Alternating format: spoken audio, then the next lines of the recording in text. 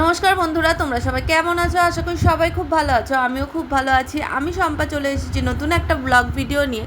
আজকে শেয়ার করবো আমার জন্মদিনের কিছু সুন্দর মুহূর্ত। আর আমার ভিডিওটা ভালো লাগলে অবশ্যই একটা লাইক করে যেও। তো দেখো, জন্মদিনের দিন মানে আগের দিন রাত 12টার সময় বর আর ছেলে কেক নিয়ে এসেছে। তো নিয়ে এসে দেখো সুন্দর করে সাজিয়ে দিচ্ছে আর মোমবাতিগুলোও জ্বালিয়ে দিচ্ছে।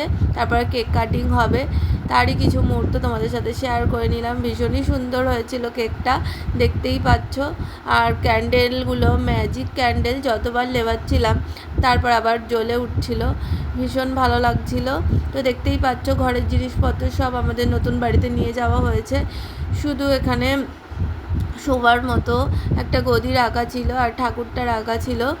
তো কাল পূজা হবে, কালই নিয়ে যাওয়া হবে। তো তারপরে দেখো কেক কাটিং হয়ে যাওয়ার পর ছেলেকে একটু খাইয়ে দিলাম। আর যেহেতু পরের দিন বাড়ির পূজা ছিল সেই কারণে আর সেইভাবে এডিট করা হয়নি, তাই আজকে এডিট করে তোমাদের সাথে শেয়ার করে নিচ্ছি। তো ছেলে এবার একটু কেক নিয়ে আমাকে খাইয়ে দেবে।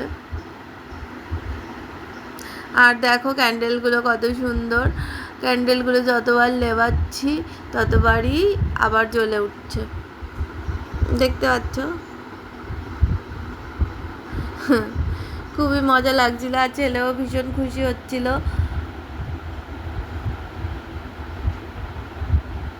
তো ছেলেও অনেকবার ফু দিয়ে লেবানোর চেষ্টা করছে, ততবারই জ্বলে উঠছে। বেশ ভালো লাগছিল, ছেলেও ভীষণ এইভাবে খুশি হচ্ছিল। তো ছেলে এবার দেখো কেকটা খাইয়ে দিল আমাকে।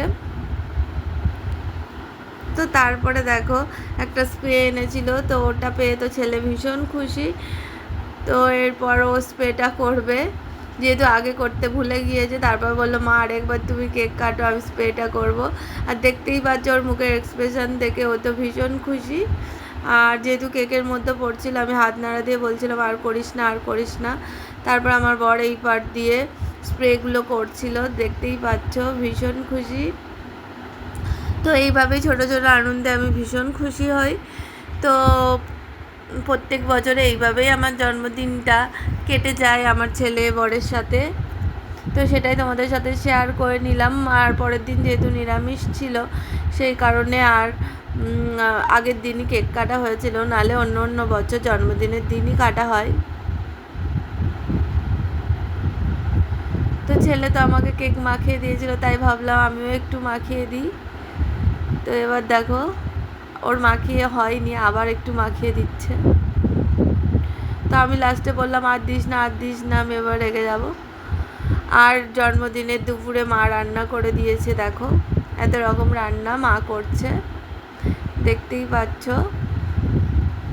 তো আগে তো মা ছোটোবেলায় করে দিত, বিয়ের পর থেকে প্রত্যেক বছর মা সেইভাবে আসতে পারতো না, তাও প্রথম প্রথম আসতো, আমার বর রান্না করতো। আর তারপরে আর মাঝে আসতো না।